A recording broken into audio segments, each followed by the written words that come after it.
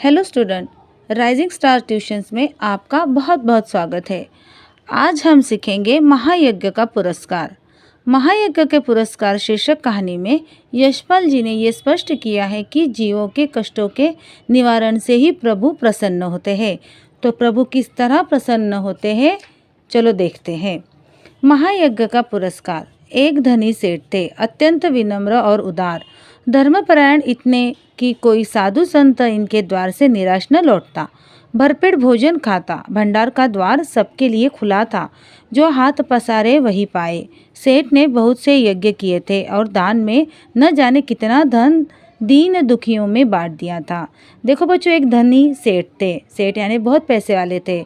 उनका जो स्वभाव था वो विनम्र और उदार था। धर्मपरायण इतने थे कि कोई साधु संत जो है उनके घर से कभी निराश न लौटता, हमेशा भरपेट भोजन पाता। भंडार का द्वार यानी खाने का जो द्वार होता है ना, तो वो सबके लिए खुला था, जो हाथ पसारे वही पाए। जिसने हाथ पसारे वो खाली हाथ वहाँ से न जाता था। सेठ ने बहुत सारे यज्ञ किए थे, लेकिन उन्होंने कभी भी दीन दुखियों को निराश नहीं किया था। पर सब दिन होत न एक समान। अकस्मात दिन फिरे और सेठ को गरीबी का मुंह देखना पड़ा। सब दिन एक जैसे नहीं होते। फिर एक दिन उनके दिन फिर गए, यानी उनको गरीबी का सामना करना पड़ा। सगी साथियों ने भी मुंह फेर लिया और नौबत यहाँ तक आ गई कि सेठ और सेठानी भूखों मरने लगे।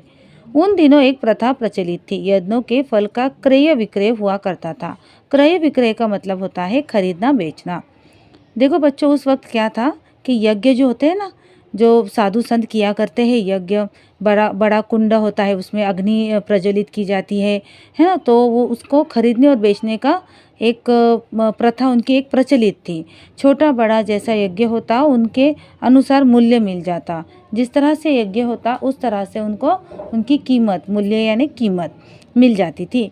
जब बहुत तंगी हुई तो एक दिन सेठानी ने कहा, न हो तो एक यज्ञ ही बेच डालो। अब घर में तंगी का सामना उनको करना पड़ रहा था, तो उनकी जो सेठानी है, उनकी सेठानी ने कहा, क्यों ना तुम एक यज्ञ ही बेच डालो। सुनकर पहले तो सेठ बहुत दुखी हुए, पर बाद में अपनी तंगी का विचार कर एक यज्ञ बेचने के लिए तैयार हो गए। सेठ के यहाँ से 10-12 कोस की दूरी पर कुंदनपुर नाम का एक नगर था, जिसमें एक बहुत बड़े सेठ रहते थे। लोग उन्हें धन्ना सेठ कहते थे। ये अफवाह थी कि उनकी सेठानी को कोई दैवी शक्ति प्राप्त है, जिससे वह तीनों लोगों की बात जान लेती है। देखो बच्चों, ये सब सुनकर जो सेठ जो है वो दुखी हो गए। वो यज्ञ बेचना नहीं चाहते थे, लेकिन अब तंगी का विचार कर उन्होंने यज्ञ बेचने के लिए तैयार हो गए। सेठ के घर से 10-12 कोस की दूरी पर एक कुंदन नाम का एक नगर था। वहाँ पर बहुत बड़े सेठ रहते थे, तो वहाँ पर उनका नाम धन्ना सेठ था। तो ये अफवाह थी चारों तरफ कि उनकी जो वाइफ है, उनकी जो पत्नी है सेठानी, उनको कोई देवी शक्ति प्राप्त थी, जो तीनों लोगों की बात जान लेती थी। जिस तरह से परलोक, भूलोक और पाताल लोक, ये 3 लोक होते हैं, तो इन 3 लोगों की वो बातें जानती थी। धन की उनके पास कोई कमी न थी। विपदग्रस्त सेठ ने उन्हें के हाथ एक यज्ञ बेचने का विचार किया। देखो बच्चों, धन की उनके पास कोई कमी नहीं थी, यानी वो बहुत ही ज़्यादा धनी थे। और विपदग्रस्त का मतलब होता है मुसीबत में जो फंसता है, उसे कहते हैं विपदग्रस्त। दूर की मंजिल थी। सोच सेठानी ने जैसे तैसे पड़ोसी से थोड़ा सा आटा मांग लाई और रास्ते के लिए 4 मोटी मोटी रोटियां बना पोटली में बांधकर सेठ जी को दे दी। सेठ बड़े तड़के उठे और कुंदनपुर की ओर चल दिए। गर्मी के दिन थे। सेठ ने सोचा कि सूरज निकले जब तक जितना रास्ता पार कर लूँ उतना ही अच्छा है। यह सोचकर वे खूब तेज चले, लेकिन आधा रास्ता पार करते करते धूप में इतनी तेजी आ गई थी कि चलने में कष्ट होने लगा। पसीने से उनकी सारी देह लथपथ हो गई और भूख भी सताने लगी। अब देखो बच्चों, दूर की मंजिल थी। अब वो 10-12 कोस जहाँ पर वो रहते थे, इतनी दूर उनको जाना था कुंदनपुर नाम नगर में। तो उनकी जो पत्नी है, उन्होंने उनके पड़ोसी से थोड़ा सा आटा मांग कर लाया और 4 मोटी मोटी रोटियां उनको बनाकर पोटली में बांध कर दे दी। और गर्मी के दिन थे। अब गर्मी के दिन होने के कारण वो सुबह सुबह ही घर से निकल गए। ज़्यादा गर्मी होने से पहले यानी धूप चढ़ने से पहले जितना रास्ता वो तय कर सकते थे उन्होंने तय करना शुरू किया। और फिर सामने वृक्षों का एक कुंज और कुआं देखकर सेठ ने विचार किया, यह थोड़ी देर रुककर भोजन और विश्राम कर लेना चाहिए। यह सोच वे कुंज की ओर बढ़े। पोटली से लोटा डोर निकाल कर पानी खींचा और हाथ पैर धोए। उसके बाद एक लोटा पानी लेकर पेड़ के नीचे आ बैठे और खाने के लिए रोटी निकालकर तोड़ने ही वाले थे तो क्या देखते हैं कि निकट ही कोई हाथ भर की दूरी पर एक कुत्ता पड़ा छटपटा रहा है। बेचारे का पेट कमर से लगा था। सेठ को रोटी खोलते देख वह बार बार गर्दन उठाता, पर दुर्बलता के कारण उसकी गर्दन गिर जाती थी। अब देखो बच्चों, बहुत सारी धूप का वक्त था, धूप हो गई थी, तो वो एक वृक्षों का एक कुंज और कुआं देखकर उस सेठ ने वहाँ पर रुकने का विचार किया। फिर उन्होंने उस कुंज में जो पोटली से लोटा डोर निकालकर पानी खींचा, है ना, अपने हाथ पैर धोए और फिर एक लोटा पानी लेकर पेड़ के नीचे बैठ गए। लेकिन उनके बगल में ही, उनके थोड़ी हाथ भर की दूरी पर ही एक कुत्ता छटपटा रहा था और बेचारा यानी उसको इतनी भूख लग गई थी कि पेट जो है उसके कमर से लग गया था और वो सेठ को रोटी खोलता हुआ देख रहा था, लेकिन उसकी कमज़ोरी के कारण वो बार बार वो गर्दन उठाता, लेकिन उसकी कमज़ोरी के कारण उसकी जो गर्दन है वो गिर जाती थी। यह देख सेठ का हृदय दया से भर आया। बेचारे को कई दिन से खाना नहीं मिला दिखता है, तभी तो ये हालत हो गई है। सेठ ने एक रोटी उठाई और टुकड़े टुकड़े कर कुत्ते के सामने डाल दी। कुत्ता भूखा तो था ही, धीरे धीरे सारी रोटी खा गया। अब उसके शरीर में थोड़ी जान आती दिखाई दी। वह मुंह उठाकर सेठ की ओर देखने लगा। उसकी आंखों में कृतज्ञता थी। सेठ ने सोचा कि एक रोटी इसे और खिला दूं तो फिर चलने फिरने योग्य हो जाएगा। अब देखो, ये सब कुछ हुआ देख उनका जो हृदय है वो दया से भर आया। उन्होंने सोचा कि इसने बहुत दिनों से खाना नहीं खाया, तो शायद इसकी यह हालत हो गई है। तो उन्होंने एक रोटी उठाई, उसके टुकड़े टुकड़े कर कुत्ते के सामने डाल दी। कुत्ता तो भूखा था ही, तो उसने जो है रोटी खा ली और उसको थोड़ी सी जान आती उनको दिखाई दी। और उसकी आंखों में यानी कुत्ते की आंखों में उन्होंने कृतज्ञता देखी, यानी कुत्ते ने उनके उपकार माने। कृतज्ञता का मतलब होता है उपकार मानना। सेठ ने सोचा कि एक रोटी से और खिला दूं ताकि ये चलने फिरने लायक हो जाए। ये सोचकर सेठ ने एक और रोटी टुकड़े टुकड़े करके उसे खिला दी। 2 रोटियां खाने के बाद कुत्ते के शरीर में शक्ति आ गई। वह खिसकता खिसकता सेठ के समीप आ गया। समीप आना यानी उनके सामने वो आ गया। सेठ ने देखा कि अभी भी वह अच्छी तरह चल नहीं पा रहा है। आसपास कोई बस्ती भी दिखाई नहीं दे रही थी। सेठ ने सोचा एक रोटी इसे और दे दूं, फिर ये अच्छी तरह चल फिर सकेगा। मेरा क्या है, जैसे 2 खाई वैसे ही एक। थोड़ी देर में कुंदनपुर पहुंच ही जाऊंगा। अब देखो, दो रोटी जो है वो कुत्ते ने खा ली, तो अब इनको ऐसा लग रहा है कि इसको अब पूरी तरह से उसे शरीर में जो है वो शक्ति इतनी नहीं आ गई है कि वो चल फिर सके। तो इन्होंने आसपास भी देखा तो कोई बस्ती उनको दिखाई नहीं दी। तो फिर उन्होंने एक रोटी उसे और एक देने का विचार किया। सेठ ने तीसरी रोटी उठाई और कुत्ते को खिला दी। अब एक रोटी बची, उसे लेकर वे स्वयं खाने ही वाले थे कि सेठ ने देखा कुत्ते की आंखें अब भी उनकी ओर जमी है। अब देखो, जो एक रोटी है वो एक खाने लगे, तो खाते ही उन्होंने देखा तो कुत्ते की नज़र उस रोटी पर भी थी। तो उन्होंने उन आंखों में करुणा याचना थी, यानी उसका मतलब है कि उस कुत्ते की जो आँख है उसे ऐसी कह रही हो कि ये रोटी मुझे दे दो। सहसा सेठ के मुंह से निकला, हाय बेचारा, न जाने कितने दिनों से भूखा है। उनके मन में आया, मेरा काम तो पानी से भी चल सकता है। इस बेचारे मूक और बेबस जीव को एक रोटी और मिल जाए तो फिर निश्चय ही इसमें इतनी ताकत आ जाएगी कि किसी बस्ती तक वह पहुंच सकेगा। अब देखो, उनके मुंह से क्या निकल गया कि हाय बेचारा, कितना ये लाचार है कि पता नहीं कितने दिनों से भूखा है। मेरा तो काम क्या है, मैं पानी से भी चल सकता है, लेकिन इस बेचारे मूक यानी क्या, जो बोल नहीं सकते हैं ना कि हमें भूख लगी, हमें खाना दो, हम ये जो पशु पक्षी है ये बता नहीं सकते। तो अगर इसको और की रोटी मिल जाए तो ये किसी बस्ती में जाए और बस्ती तक पहुंच जाएगा तो उसे खाने को मिल जाएगा। सेठ ने अधिक सोच विचार नहीं किया और अंतिम रोटी भी कुत्ते को खिला दी। स्वयं एक लोटा जल पीकर तथा थोड़ा विश्राम करके अपना रास्ता पकड़ा।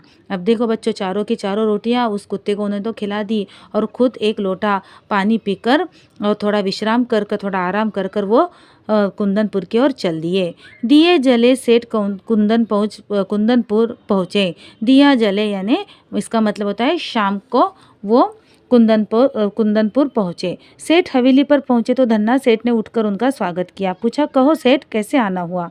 सेठ ने कहा, संकट में हूँ, एक यज्ञ आपके हाथ बेचने आया हूँ।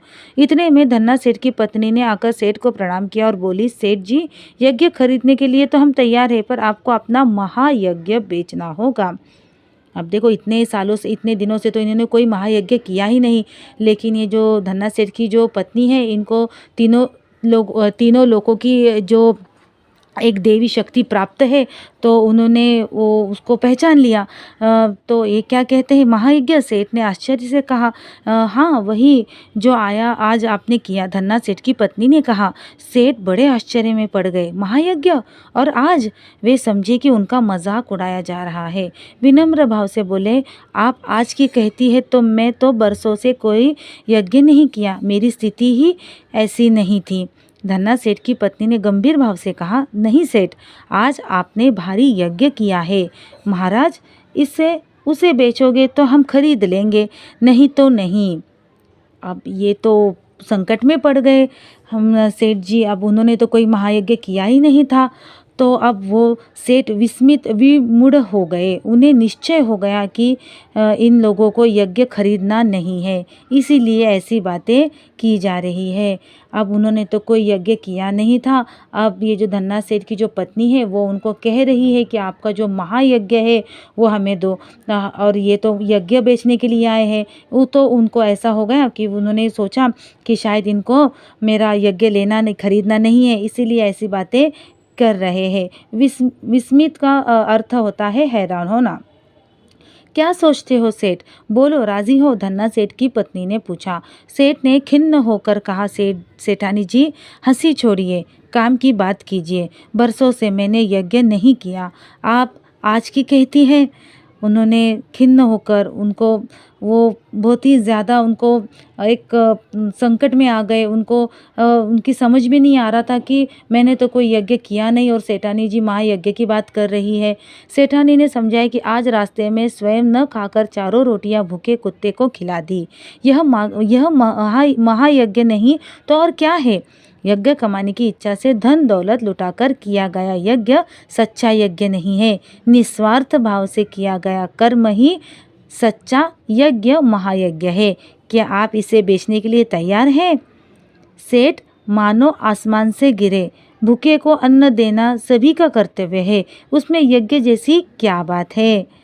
देखो, अब ये जो सेठ है ये क्या कह रहे हैं, सेठानी ने उनकी जो बातें कही है कि आपने जो रास्ते में जो भूखा कुत्ता था उसको चारों रोटी आपने खिला दी है ना, तो ये जो निस्वार्थ भाव से आपने जो किया हुआ कर्म जो है ये यज्ञ नहीं, ये तो महायज्ञ है। तो वो उस महायज्ञ की बात कर रही थी।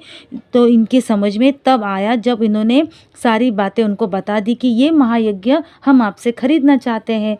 तो सेठ जो है वो कह रहे हैं कि भूखों को अन्न देना तो ये सभी का कर्तव्य है, तो इसमें कोई यज्ञ की या महायज्ञ की क्या बात हुई?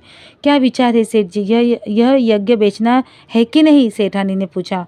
अब इन्होंने जो पुण्य का काम किया था तो ये बेचा खरीदा तो जा नहीं सकता। तो सेठ ने कोई उत्तर नहीं दिया, चुपचाप पोटली उठाई और हवेली से बाहर चले आए। उन्हें वो चित्त कर्तव्य का मूल्य लेना उचित न लगा। अब देखो, उन्होंने जो किया हुआ जो पुण्य है उस पुण्य का उनको ऐसा उसका मूल्य लेना उनको उचित न लगा। मानवोचित कर्तव्य का अर्थ होता है मनुष्य के लिए उचित किया हुआ कर्तव्य। जो मनुष्य कर्तव्य, उसके लिए जो कर्तव्य उचित होता है उसे कहते हैं मानवोचित कर्तव्य। कुंदनपुर की धर्मशाला के चबूतरे पर भूखे पेट जैसे तैसे रात बिताकर पाँव फटे वहाँ से चलकर अगले दिन शाम को सेठ अपने घर पहुँचे। कुंदनपुर की जो धर्मशाला है वहाँ के चबूतरे पर वो उन्होंने जैसे तैसे रात बिताई और पाँव फटे, इसका मतलब होता है सूर्योदय का जब उदय होता है तो वहाँ से उन्होंने चलकर अपने घर शाम को पहुँचे। सेठानी बड़ी बड़ी आशाएं लगाए बैठी थी। सेठानी को ऐसा लगा कि इन्होंने मेरा यज्ञ बेच दिया है, इन्होंने तो ये कुछ मूल्य लेकर घर पर आ रहे होंगे। सेठ को खाली हाथ वापस आया देख आशंका से काँप उठी। बोली, क्यों धन्ना सेठ नहीं मिले? अब उनके हाथों में तो कुछ नहीं था, कि तो वहाँ से उन्होंने कुछ भी नहीं लाया था। तो वो उन्होंने क्या कहा? आशंका हो गई कि क्या हो गई, क्यों धन्ना सेठ नहीं मिले? सेठ ने आद्योपांत सारी कथा सुनाई। देखो, जितना कुछ हो गया था उन्होंने सारी शुरू से लेके आखिर तक की सारी कथा सुनाई। सुनकर सेठानी की सारी वेदना न जाने कहाँ विलीन हो गई। यानी उनकी जो प्रॉब्लम्स थे वो सारे जो प्रॉब्लम्स थे कहीं पर गायब हो गई। हृदय उल्लसित हो उठा, यानी हृदय खिल गया, खुश हो गया। विपत्ति में भी यानी प्रॉब्लम्स में भी सेठ ने अपना धर्म नहीं छोड़ा। धन्य है मेरे पति। सेठ के चरणों की रज मस्तक पर लगाते हुए बोले, धीरज रखे, भगवान सब भला करेंगे। देखो, उन्होंने इतने जो उन्होंने उनको सपोर्ट की, उन्होंने बात की कि धीरज रखे, भगवान सब भला करेंगे। रात का अंधकार फैलता जा रहा था। सेठानी उठकर दिया जलाने के लिए दालान में आई तो रास्ते में किसी चीज़ की उनको ठोकर लग गई। अब देखो, आप वो शाम को घर पर आ गए हैं और उनके पति ने उनको सारी कहानी बताई और वो उनको खुशी भी हो गई कि चलो मेरे पति है, उन्होंने इतने विपत्ति में भी अपना धर्म नहीं छोड़ा। तो वो शाम का वक्त हो चुका था, तो रात होने वाली थी। फिर उन्होंने उस दालान के अंदर आए और वहाँ पर दिया जलाने लगे तो उनको पता नहीं किसी चीज़ की ठोकर लग गई। गिरते गिरते वो बच गई, संभल कर आले तक पहुँची और दिया जलाकर नीचे की ओर निगाह डाली तो देख कि दहलीज के सहारे एक पत्थर ऊंचा हो गया था। अब उनको जो ठोकर है वो ठोकर किस वजह से लगी, उन्होंने नीचे देखा तो दहलीज के ऊपर एक पत्थर ऊंचा हो गया था जिसके बीचों बीच एक लोहे का कुंदा लगा था। इस कुंदे से उन्हें ठोकर खाई थी उन्होंने।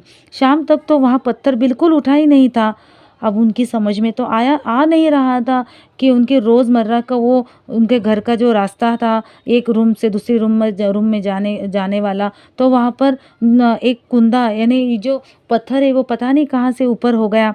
फिर सेठानी भौचक्की सी खड़ी रही।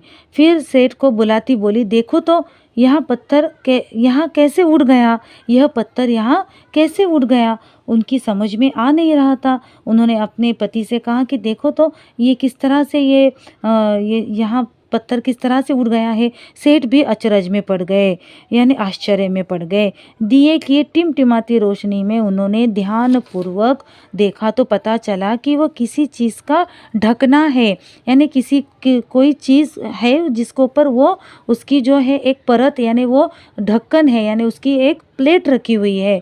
आखिर यह माजरा क्या है? सेठ ने कुंदे को पकड़कर खींचा तो पत्थर उठ आया और अंदर जाने के लिए सीढ़ियाँ निकल आई। अब देखो, उस जो कुंदा है उस कुंदे को पकड़कर उन्होंने खींचा तो पत्थर अपने आप उठ आया और अंदर जाने के लिए उनको सीढ़ियाँ निकल आई। अब यहाँ तक तो कल तक कोई सीढ़ी नहीं थी, कोई कुंदा नहीं था, है ना। तो सावधानी से सेठ और सेठानी दिया हाथ में लिए उतरे। कुछ सीढ़ियाँ उतरते ही इतना प्रकाश सामने आया कि उनकी आंखें चौंधियाने लगी। जब वो नीचे की ओर उतरने लगे सीढ़ियों से तो सामने से उनको इतना प्रकाश आया, उनके हाथ में तो दिया था, लेकिन जब वो नीचे उतरने लगे तो सामने से इतना प्रकाश आ गया कि उनकी आंखें जो है वो चौंधी आने लगी। यानी बहुत ज़्यादा प्रकाश होने के कारण जिस तरह से हम लोगों की आंखें चौंधिया जाती है ना, जिससे कि हम लोग उस प्रकाश को एक्सेप्ट नहीं कर सकते, इतनी मतलब फास्ट ज़्यादा प्रकाश था। सेठ ने देखा वह एक विशाल तहखाना है और जवाहरातों से जगमगा रहा था। नीचे उन्होंने देखा तो विशाल यानी बहुत बड़ा तहखाना, यानी इसका मतलब होता है घर के नीचे जो है ज़मीन के जो नीचे एक रूम है, उस रूम के अंदर बहुत ही बड़ा तहखाना है और तहखाने के अंदर की जवाहरत यानी वहाँ पर इसका मतलब है कि सोना चांदी हीरे जवाहरात जो होते हैं ना, वो सारी चीज़ों से वो जो रूम है, वो जो नीचे का जो कमरा है वो जगमगा रहा था। देव की इस माया का रहस्य उनकी समझ में नहीं आया, भगवान की इस माया का उनकी ये जो है उनकी समझ में नहीं आया रहस्य। दोनों निस्तब्ध खड़े थे, यानी उसका मतलब कि उनकी कुछ समझ में नहीं आ रहा था। वो निस्तब्ध, यानी उनको कुछ समझ में ही नहीं आता, इस तरह से वो खड़े हुए थे। तभी अदृश्य पर स्पष्ट स्वर में उन्हें सुनाई दिया, ओ सेठ, स्वयं भूखे रहकर अपना कर्तव्य मानकर प्रसन्नचित्त तुमने मरणासन्न कुत्ते को 4 रोटियां खिलाकर उसकी जान बचाई। इस महायज्ञ का यह पुरस्कार है। देखो, अब जब वो अदृश्य लेकिन स्पष्ट स्वर में उनको क्या सुनाई दिया, ओ सेठ, तुम खुद भूखे रहकर अपना कर्तव्य मानकर अपने दिल से तुमने जो मर रहा था कुत्ता, मरणासन्न कुत्ते को तुमने 4 रोटियां खिलाई, उसकी जान बचाई। ये उस महायज्ञ का आपको दिया हुआ पुरस्कार है। पुरस्कार यानी गिफ्ट होता है। सेठ और सेठानी इस दिव्य वाणी को सुनकर कृत्य हुए। वहीं धरती पर माथा टेककर उन दोनों ने भगवान के चरणों में प्रणाम किया। सेठ और सेठानी जिनके घर में वो कल तक भूखे थे, उनके घर में वो इतने धनी थे कि वो लोगों को खिलाते थे, लेकिन जिस तरह से उनके दिन फिरने के बाद में वो भूखे रहने लगे। और यज्ञ जब बेचने गए, जाते वक्त जो कुछ भी हुआ, जो महायज्ञ हुआ, उस महायज्ञ के ये भगवान ने उनको पुरस्कार दिया। तो इस पुरस्कार से वो कृत्य यानी दिल से बहुत ही ऊपर वाले का शुक्र अदा किया, उन्हें शुक्रिया किया। तो वहीं पर माथा टेक कर उस भगवान से उन्होंने उसके चरणों में प्रणाम किया। और यहीं पर बच्चों हम लोग की कहानी ख़त्म होती है। तो इस कहानी से हमें ये शिक्षा मिलती है कि बिना किसी स्वार्थ से हमें सेवा करनी चाहिए, है ना। उसका फल जो है भगवान हमें अवश्य देता है। बच्चों, इस वीडियो को लाइक करें और मेरे चैनल को राइजिंग स्टार को सब्सक्राइब ज़रूर करें, क्योंकि आने वाली नई स्टोरी को आप सबसे पहले देख सकें। धन्यवाद।